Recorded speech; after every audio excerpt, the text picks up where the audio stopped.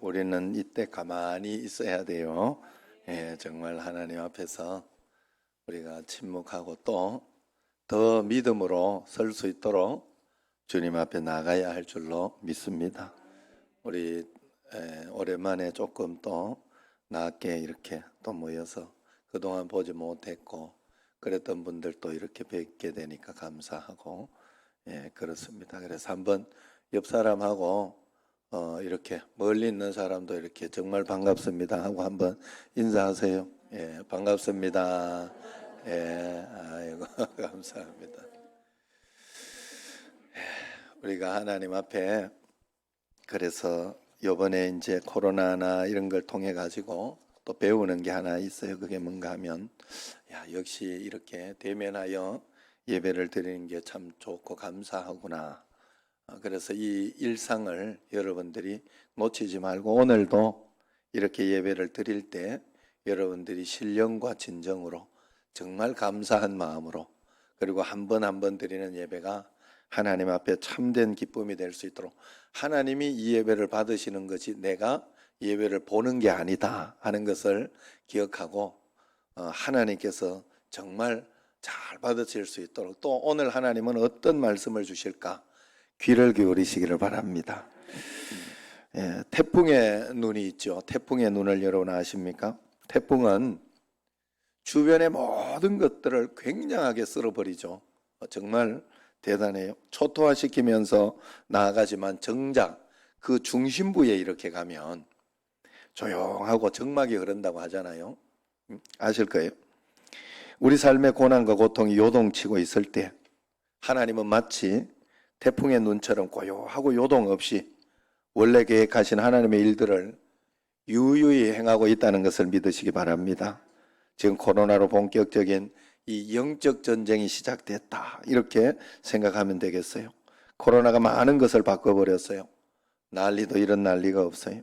이럴 때일수록 하나님의 사람들은 코로나 난리가 난 이 세상이 아니라 그 가운데서 일하시는 그 하나님께 집중해야 할 줄로 믿습니다. 하나님은 지금 이런 상황 가운데서도 다 살아계셔서 보고 계시고 또 알고 계시다는 사실을 우리가 믿고 그래서 그 믿음으로 나아갈 때만이 믿는 자가 세상이 볼 수 없는 대안을 보게 되고 그 대안을 찾아 살아갈 수 있게 되는 것입니다. 여러분 시대를 분별하는 것은 세상의 흐름과 유행에 대한 자료들을 모아서 분석하고 연구하는 것을 말하는 게 아닙니다. 시대를 분석하는 것은 시대 가운데 행하시는 하나님의 손길을 깨닫고 그 하나님의 뜻을 따라 살아갈 수 있는 사람이 시대를 잘 분별하는 거예요. 그것을 믿고 섭리를 인정할 때 구조와 시스템이 흉내낼 수 없는 하나님의 이 신의 한수 하는 그 한수가 나오는 것입니다. 오늘 말씀은 가인과 아벨 이후의 이야기예요. 가인과 아벨 이야기는 여러분들이 가인이 아벨을 죽인 이야기는 다 압니다. 그래서 그 이후의 말씀을 이야기합니다. 가인은 아벨을 시기하고 질투해서 죽여버렸어요. 가인이 아벨을 죽였다는 것은 악이 승리한 것처럼 보이는 아무 희망이 없는 그런 상황이라는 뜻입니다. 그런 상황 속에서 하나님은 어떻게 인도하고 계시는가 하는 그런 말씀입니다. 오늘 말씀은 선한 것이 실패한 것처럼 보였을 때 하나님은 과연 대안이 있는가 하는 그런 말씀입니다. 우선 하나님은 셋을 주셨어요. 아벨이 죽으니까 그 다음 대안으로 셋을 주셨어요. 아벨의 죽음을 통해서 그 다음 자손을 끊어지게 한 것이 아니라 셋을 통해서 계속해서 믿음의 자손이 나올 수 있도록 그렇게 하나님은 주셨다는 거예요. 그래서 셋의 이름은 채워 넣다. 성경에는 이름이 굉장히 중요해요. 왜냐하면 우리에게 주고자 하는 메시지가 있기 때문에 그래요. 그래서 셋이라는 이름은 채워 넣다, 빈자리를 채우다 하는 그런 뜻입니다. 하나님은 아벨 대신에 셋을 그 빈자리에 채워 넣어 주셨다 하는 겁니다. 하나님은 언제나 내가 아니면 안 될 것 같다 하는 그 자리에 누구라도 하나님은 채워 넣을 수 있는 줄로 믿으시기를 바랍니다. 그래서 사람은 교만하면 안 되는 거예요. 저도 그래서 교만할까봐 굉장히 조심하잖아요. 청신제일교회 담임 목사도 제가 없어도 누가 와도 하나님은 다 하셔요. 할 수 있어요. 그래서 나를 시켜줄 때 내가 열심히 해서 조심하도록 그렇게 해야 돼. 제가 늘 말씀드리던 이야기, 여러분도 마찬가지. 여러분의 어떤 자리, 어떤 위치, 어떤 직장에 어떤 것들이 있어도 여러분 거기에서 속상하고 기분 나빠서 내가 없으면 되나 보자 하고 때려치우고 싶어도 그러면 또 다른 사람 채워요. 하나님은 다 알아서 해요. 이게 세상이 그래서 지금까지 굴러 돌아가는 거예요. 그러니까 그 자리에서 하나님께서 내게 주시는 메시지, 또 하나님께서 내게 주시는 그것이 무엇인가를 생각하면서 하나님 앞에 나아가야 됩니다. 겸손히 주님을 바라봐야 됩니다. 그 빈자리를 잘 채웠던 이제 셋은 어땠을까요? 셋이 태어나서 한번 이렇게 생각해 볼 수 있죠. 105세에 에노스를 낳았다 하는데 성경에서 셋이 에노스만 낳았을까 하는 생각은 제가 듭니다. 왜냐하면 그러면 다른 사람, 아내, 여자 이런 사람 어디서 구하겠어요?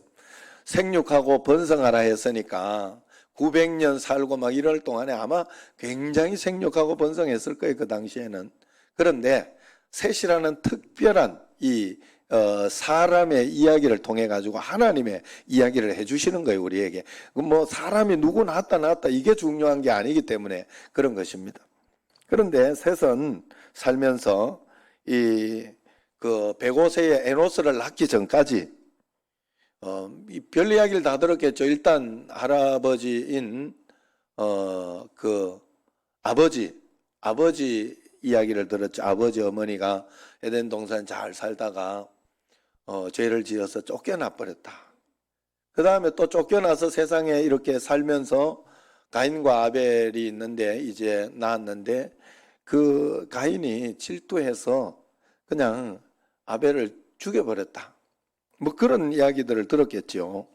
그러면서 철이 들면서 야, 이거 우리 집이 이거 콩가루 집안이구나 하는 그런 생각을 하게 되지 않았을까. 그래서 그런지 그는 셋 아들을 105세에 이름을 뭐라고 짓는가 하면 에노스라고 짓습니다. 에노스. 이것은 히브리어로 아나시 하는 그런 단어인데 뜻은 형편없다, 깨어지기 쉽다, 부서지기 쉽다 하는 그런 뜻입니다. 자, 왜 이렇게 지었을까? 아무리 봐도 인간에게는 소망이 없다는 것을 철저히 깨달은 것이죠. 사람의 힘으로, 사람의 능력으로 뭔가 하려고 하는 것은 아무 의미가 없다는 것을 깨달은 거예요. 야, 내 능력으로 하는 게 아니구나. 내 힘으로 사는 게 아니구나 하는 것을 깨달은 거예요. 그래서 얼마나 자기가 연약한 존재인지를 알아서 자녀의 이름을 에노스라 불렀어요. 그랬고 난 뒤에 그 에노스를 낳고 난 뒤부터 그때부터 비로소 후손들을 통해 유일한 대안이신 여호와의 이름이 불리기 시작했더라. 하나님의 이름을 부르기 시작했다는 거예요. 내 힘으로 살려고 하지 않고 하나님의 힘으로 살겠습니다라고 하나님의 이름을 불렀다는 거예요. 26절 한번 보세요. 26절 같이 읽어봅시다. 셋도 아들을 낳고 그의 이름을 에노스라 하였으며 그때의 사람들이 비로소 여호와의 이름을 불렀더라. 비로소 그때부터 비로소 가인과 그 후손들이 자신의 문제를 스스로 해결하겠다고 나갔지요. 발버둥치며 죄악으로 치달을 때 셋의 후손들은 자신들의 연약함을 고백하면서 여호와의 이름을 불렀다는 뜻입니다. 지금도 그렇습니다. 우리는 가인의 세대가 자신들의 힘으로 뺏고 뺏기는 가운데 더 많은 것을 소유하고 쟁취하기 위해 몸부림치는 약육강식의 세상 속에서 살고 있습니다. 우리의 대안은 이런 가인을 힘으로 누를 수 있는 더 강한 가인을 찾아내고 만드는 것이 아니라 여호와의 이름을 부르는 그 세대를 일으키는 것이 필요하다 하는 것입니다. 성경이 왜 에노스를 가인이 아벨을 죽이고 난 뒤에 대안으로 주셨다고 여러분 생각합니까? 그것은 가인의 세대를 멸하기 위해 더 강력한 하나님의 집단이 필요한 것이 아니라 연약하고 부족한 자신을 발견하고 하나님의 이름을 부르는 사람들이 필요하다는 것을 말씀해 주고 있는 내용이 아니겠습니까? 안타깝게도 수많은 믿는 자들 가운데에서도 더 강력한 가인을 만들어서 가인의 세대들의 코를 납작하게 해줘야 된다 하는 논리가 여전히 있습니다. 그러나 성경의 접근은 오히려 그 반대입니다.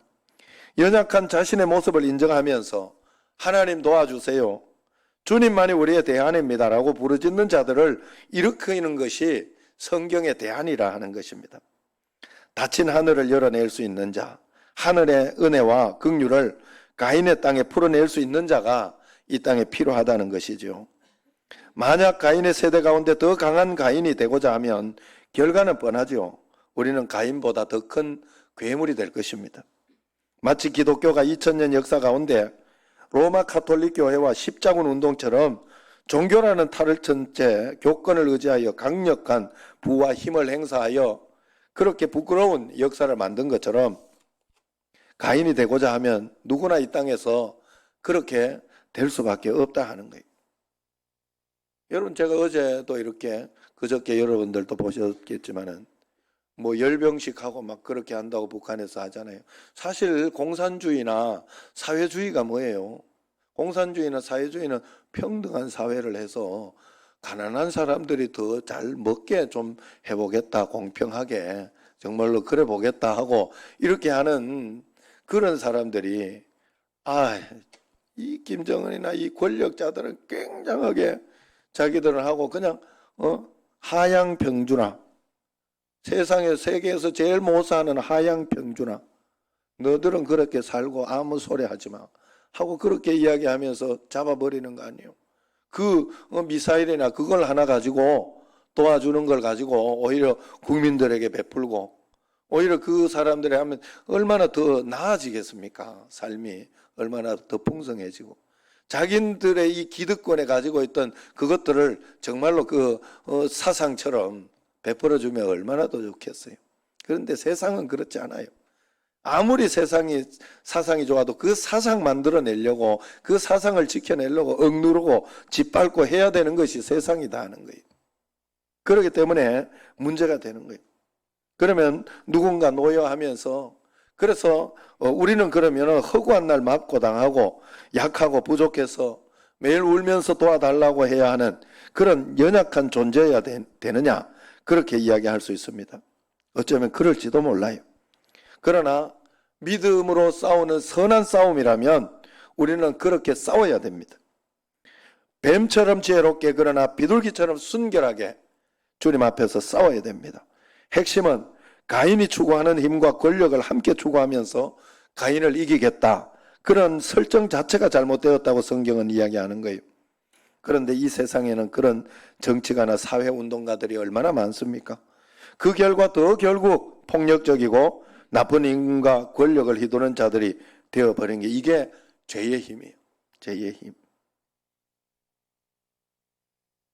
정치권에서 여자들과 많은 약자들을 대변했던 사람들이 오히려 그들을 이용해서 높은 자리에 올라가고, 또 여자들의 인권을 이야기했던 분들이 자신은 보이지 않는 곳에서 오히려 성희롱의 주체가 되고 하는 그것이 현실입니다. 그러므로 우리는 목표 설정 자체가 높은 자리, 힘과 권력의 자리, 인정받는 최고의 자리를 잡아서는 안 돼요. 예수 그리스도의 가르침을 따라 낮은 자리, 섬기는 자리, 희생하고 양보하는 삶의 가치를 따라야 합니다. 그럴 때 주님은 때때로 필요한 사람에게 그렇게 낮아지고 희생하고 섬기고자 하는 사람을 높은 자리에 올리시죠. 왜냐하면 이미 낮아지고 희생하고자 하는 자들은 권력과 힘을 가져도 그 자리에 있어도 안전하게 사용할 가망성이 많기 때문에 그렇죠. 믿는 자들이 애당초 가치와 목적이 힘이나 권력이 아니기 때문에 나누고 베풀고 양보하는데 된다는. 그래서 여러분, 이 선우가 언제나 바뀌면 안 돼요.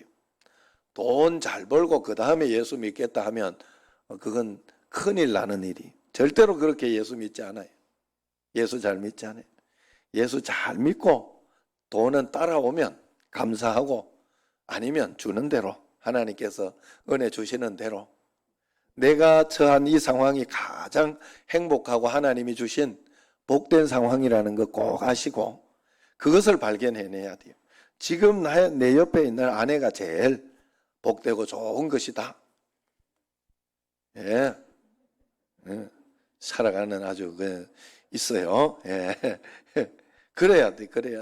예. 다른 사람이 더 좋다 이렇게 생각하는 순간 끝나는 거예요.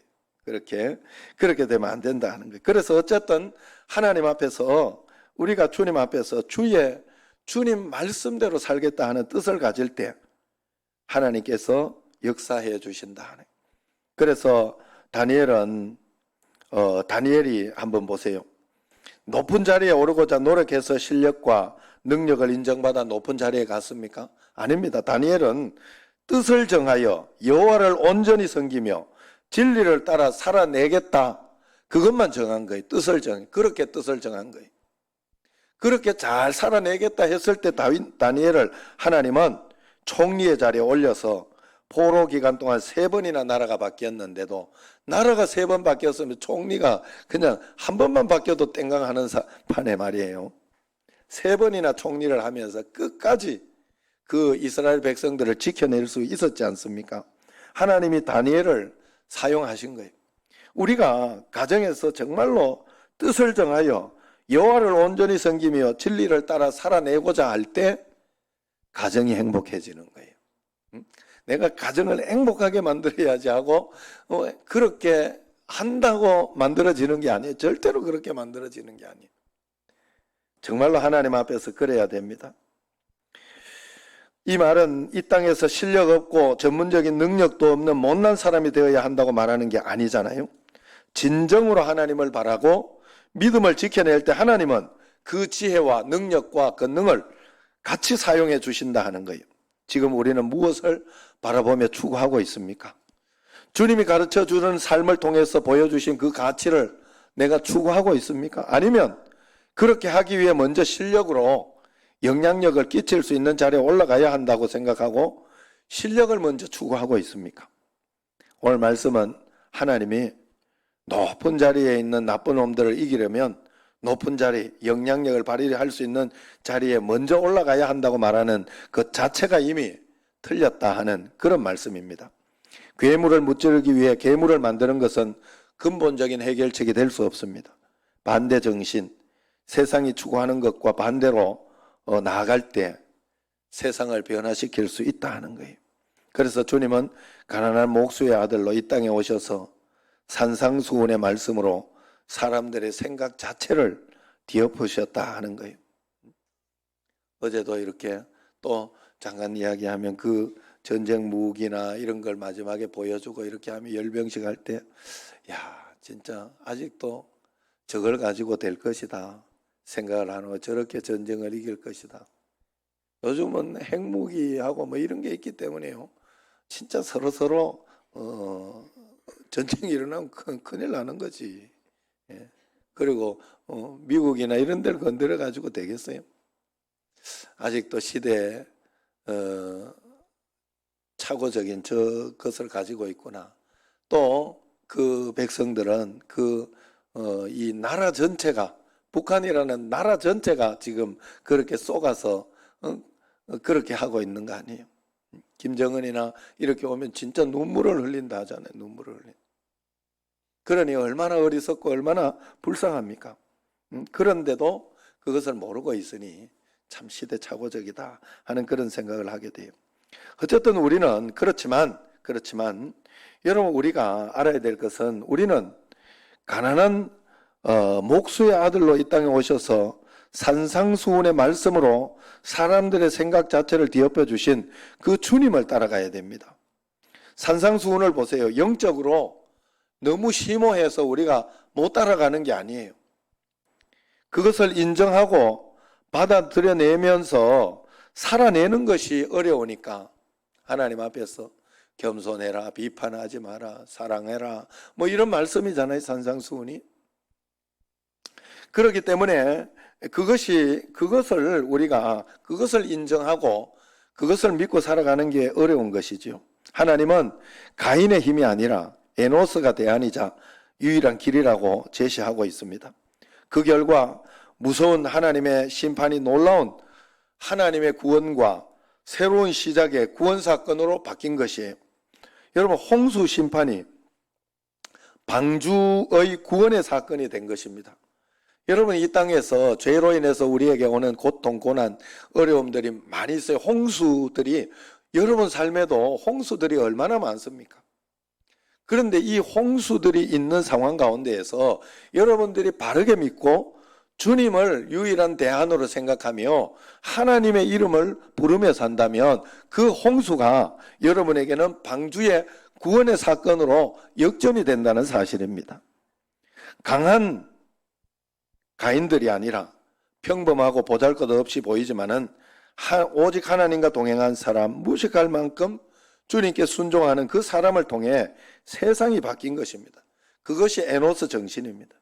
그 에노스 정신으로 인해서 하나님과 동행하다가 천국으로 결국 들림받은 에녹이 나왔고, 에노스 정신으로 오직 하나님의 말씀을 따라 100년을 묵묵히 방주를 만들며 순종했던 노아가 나왔지요. 그로 인하여 인류는 새롭게 다시 시작할 수 있는 하나님의 은혜를 경험하게 되었습니다. 그래서 우리는 늘 스스로에게 다짐하며 믿음에 도전을 해야 됩니다. 믿음은 숫자와 사이즈가 아니라 진짜 하나님이 내 삶 가운데 있느냐 없느냐의 문제다. 크고 대단한 일, 뛰어난 실력과 능력이 먼저가 아니라 내가 하나님 앞에서 진짜인가 하는 이 문제가 먼저이며 하나님 말씀 앞에 신실하게 순종하며 동행하는가 하는 것이 핵심입니다. 제가 그래서 늘 그런 말을 하죠. 예수 잘 믿으면 복 받습니다. 그렇게 이야기를 합니다. 반드시 그렇게 됩니다. 만약 그렇지 않으면 내가 지금 믿고 있는 것을 한번 점검해봐라. 이렇게 이야기를 하죠. 그렇게 하니까 또 오해하시는 분들이 있을 수 있어요. 어떻게 지금 집이 어렵거나 아니면 질병이 있거나 재정적으로 어렵거나 그러면 나는 저주받은 것인가, 이렇게 잘 믿지 못하고 있는 것인가 생각할 수 있어요. 그러나 그것을 기준으로 삼아서는 안 됩니다. 예수님 잘 믿으면 영적으로 강해지면서 행복한 삶을 살게 돼 있는 거예요. 그래서 예수님 잘 믿는 가정이나 삶은 분명히 평안합니다. 담대하고 그렇습니다. 돈이 없고 건강이 좀 좋지 않아도 그것을 잘 이겨내는 지혜를 가지고 하나님 앞에 용기를 내면서 살아보겠습니다 하고 소망을 가지고 기쁨을 가지는 거예요. 그것이 그렇게 되어 사는 사람이 주님과 동행하는 사람이요, 그 사람이 복받은 사람인 거예요. 맨날 싸우던 집안이 예수님 때문에 하하호호 하면서 서로 양보하고 사랑하고 살고 있다면 믿음의 축복을 받은 거예요. 지금 돈이 없어 쩔쩔매는 가운데에서도 가족이 서로 다투고 그것 때문에 막 이혼하자 막 이러는 것이 아니라 어떻게 하면 같이 이겨낼까, 어떻게 하면 이 문제를 잘 극복할까 하는 그런 마음으로 서로가 서로 간에 이렇게 용기를 주며 사랑하며 싸우고 있다면 그게 살아가고 있다면 그게 축복인 것입니다. 여러분, 돈이 갑자기 많이 벌리면 축복인 것 같지만 안 그래요. 여러분, 대부분의 남자들은 바람 피우는 데로 가요. 돈이 많이 벌리면. 착각하시면 안 돼요. 갑자기. 예수 잘 믿고 돈이 많이 따라와야 돼, 돈이. 제가 그걸 한두 번 본 게 아니에요. 그리고 우리도요, 그 번영을 견디기가 쉽지 않아요. 그래서 막 돈이 많이 벌리면요, 교회부터 오기 싫어져요. 난 부족함이 별로 없는데 이상해요. 그게 이상해요. 나는 안 그러고 싶은데 그래요. 그래서 우리는 평생 문제가 있는 거예요. 평생 고난과 고통이 있어요. 그래서 그냥 주님과 함께 살아가려고 해야 돼요. 주님과 함께 이 문제만 해결되면 좋겠다고 생각해도 안 돼. 문제는 어차피 해결되게 돼 있다. 문제는 어차피 나는 믿음의 사람이니까 하나님 바라보고 있어. 어차피 이기게 돼 있다. 그러기 때문에 주님과 함께 늘 문제를 풀어가며, 홍수 같은 일들이 늘 있지만은 언제나 방주의 역사, 그런 역사가 내게 있을 것이다 믿고 주님 앞에서 믿음으로 주님과 함께 그냥 동행하며 가야 되겠다, 그렇게 생각해야 돼. 그래서 진짜 축복은 산상보온이 믿어지고 팔복이 믿어지고 하나님의 사랑을 전하지 못할 때 내 마음이 답답하고 또 말씀대로 살아내는 거, 주님이 함께 계심을 진짜 믿고 사는 힘, 주님 한 분만으로 만족하고 행복한 사람, 예배할 때가 행복한 사람, 어떤 일이 있어도 그런 사람이 복을 받은 사람이에요. 여러분 시편 1편에 나오는 복 있는 사람은 악인의 길을 쫓지 아니하고 죄인의 길에 서지 아니하며 뭐 이런 말씀이 나오는데, 복 있는 사람이 그걸 안 하려고 막 이렇게 하는 것이 아니라 그 사람이 복 있는 사람이기 때문에 그게 싫어지는, 그게 멀어지는 거예요. 그 길이 있으면 불편하거든. 나는 복 있는 사람들은 그 길이 불편해요. 그 길을 안 가는 거예요.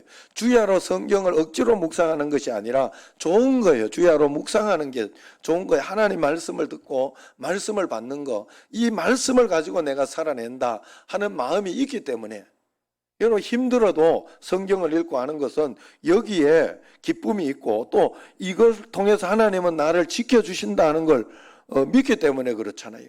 내가 힘든 노동이나 어떤 그런 것들을 억지로라도 하는 이유는 그걸 통해 내가 월급을 받는다 하는 걸 믿기 때문에 그거 기쁨으로 하는 거잖아요. 사실은 기쁨으로. 우리가 하나님 앞에서도 마찬가지다 하는 것입니다. 그래서 지금 코로나 확산이라는 세계적인 재난 속에서 우리가 정말 생각해야 하는 것은 참된 에노스로서 우리는 살아가야 한다. 기독교 역사 이래 성전문이 닫히고 교회가 폐쇄되어 성도가 함께 예배드리지 못하는 이 전대미문의 영적 위기와 영적 재난을 우리는 목도하게 됩니다. 평상시 예배드렸던 것이 다 정말 감사한 일이었구나 하고 솔직하게 여러분 우리가 고백도 하고 있습니다. 그렇기 때문에 이 경험을 통해서 우리는 언제 어떤 상황과 처지에서도 주님과 1대1로 주님의 이름을 부를 수 있는 에노스 정신을 가져야 합니다. 그러므로 우리는 먼저 지난날 우리의 신앙과 예배 모습이 흐트러져 있지는 않았는가, 이 시간 다시 한번 회복하면서 주님 앞에 회개하며 드려야 돼요. 습관적으로 드려온 모습이 있다면 다시 한번 진정한 예배가 될 수 있도록 주님 앞에 드려야 됩니다. 울산 원양 순복음교회 안호성 목사님은 교회에서 좀 예배 드리는 게 나태해지고 좀 뭔가 습관적으로 드리는 것 같다 싶으면 그 구호를 외친다고 그래요. 쇼하지 말고 진정으로 예배하자 이러면서 구호를 외친다. 쇼는 사람의 눈을 의식하지만은 예배는 온전히 하나님만 바라보고 하나님만 향하는 것이기 때문이랍니다. 사람의 눈에 보이려는 위성적인 행위와 형식적 종교 의식을 하는 것이 아니라 하나님과의 진실한 교제, 그리고 회복된 진짜 예배를 드려야 한다고 믿기 때문에 그렇다는 것이죠. 그래서 공연하지 말고 진정으로 찬양하고 또 쇼하지 말고 진정으로 예배해야 된다, 그렇게 이야기를 하고 있습니다. 하나님은 오늘 이 시대에 에노스를 찾고 있습니다. 나는 에노스입니까? 아니면 가인입니까? 매일매일 주님 없이 살 수 없는 진실로 주님과 동행하는 에노스의 삶을 내가 살아갈 때 우리는 가인보다 훨씬 높은 경지에 그 삶을 분명히 살아낼 수 있습니다. 여러분 정말로 그렇게 살 수 있어요. 제가 지금 우리 집을 볼 때 그래요. 우리 아버지 어머니 보니까 역전이 됐어요. 그렇게 큰 소리 치고 그렇게 막 폭력적이고 그렇게 힘이 있던 아버지는 오히려 좀 골골하시고, 우리 어머니는 지금 골골 하셔야 되는데 얼마나 식사도 잘하시고 건강하시고 얼마나 보기 좋은지 몰라요. 예, 보기 좋아요. 물론 아버지도 이제 또 이렇게 좋아지시고 이렇게 해서, 우리는 사실 아버지가 뭐 그렇게 젊었을 때 나빴고 이렇게 했기 때문에 좀 지금 더 이렇게 힘드셔도 할 말이 없다 늘 이야기해요. 자식들은 솔직한 말로 하나님 앞에서 우리는 할 말이 없다 이렇게 이야기하는데, 요번에도 그 형님하고 왜 하나님이 봐주실까 이렇게 이야기를 하니까, 첫 번째는 어머니 때문에 봐주시는 것 같고 두 번째는 우리 때문에 좀 봐주는 것 같다 이러더라고. 우리 때문에 좀 봐주는 것 같다. 그래 여러분, 우리가 정말로 하나님 앞에서 사람은 모르는 거예요. 지금 내가 잘 나간다고 끝까지 잘 나간다 생각하면 안 돼. 늘 겸손하게 주님 앞에서 에노스 자세로, 하나님 나는 깨어지기 쉽습니다. 늘 부서지기 쉽습니다. 내 힘으로는 한계가 있습니다. 하나님 도와주세요. 그러면서 늘 겸손히 살아갈 때 하나님께서 우리에게 더 큰 은혜와 복으로 역전의 역사를 반드시 이루어 주시는 줄로 믿습니다. 매일매일 에노스의 삶을 살아가는 여러분과 저가 되기를 주의 이름으로 축원합니다. 기도하겠습니다. 하나님 아버지, 저희들에게 은혜를 다하여 주시고 오늘도 에노스 정신으로 한 걸음 한 걸음 믿음으로 살아내는 저희들이 꼭 되게 하여 주옵소서. 예수님 이름으로 기도드리옵나이다. 아멘.